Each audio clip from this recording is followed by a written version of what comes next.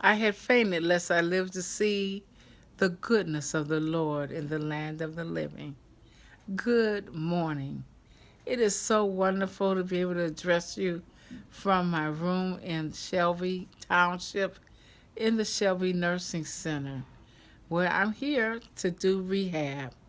Thanking God, this time last Saturday, I was in the emergency room in observation, 23-hour observation, fighting for my life, dealing with these insurance companies and dealing with the fact that they had information wrong and almost being released to go home to die.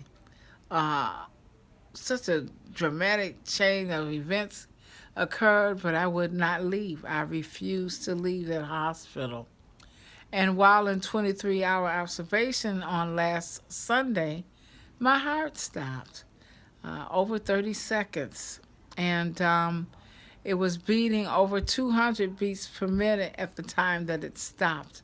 I believe it was recorded at 280 beats a minute.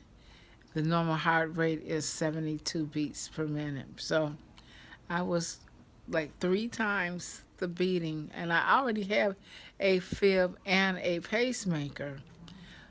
It's the goodness of the Lord that allowed me to still be here. And I kept telling the nurse over and over, something is wrong.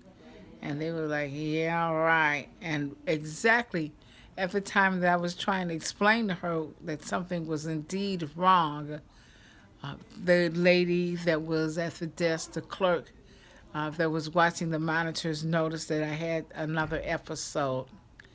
It's just as simple as doing this. And just for that period of time, my heart was not beating. Technically, it was a heart attack. And I just want you to know to keep keeping on. Know your body, eat right, ask the Lord to guide you every morning, and He will. There are so many things that's going on in this world right now that would allow one to be dealing with a lot of stress.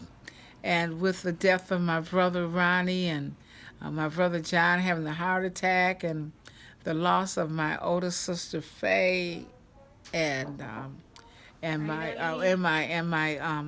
and my brother, uh, it was just, it was too much. It was just too much. So I just ask you all to know the guidelines when you're grieving. It does affect your heart.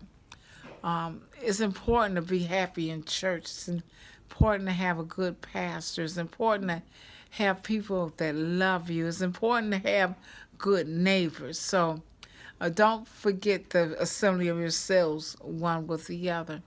I was so blessed that one of the deacons from the church, Deacon Baines, and his wife was able to be there, and at the very same time that this was going on, they just happened to be walking in with their little granddaughter. And I called her little missionary. So she prayed for me. And when it got through, they said, we can't. She says, we don't want to leave Reverend Bradford here. Why aren't we taking her with us? So she wanted to break me out of the hospital, which was so funny. But I thank God that I made it out. I'm at the rehab center. Got here last night. It's a very nice center. I hope to do very well. And maybe the goal is to get home by Christmas. Um, I just thank God for you all that prayed for me and praying for me and keep praying for me. And I ask you to just keep my family in your prayers. My niece Kenya and the loss of her dad. My brother John, who had a heart attack and home from the hospital. My niece Gail and the loss of my sister Faye. And all those that have gone on. My brother Willie and his beautiful grandchildren and children. They've already been to the house. They've already did a lot of things to take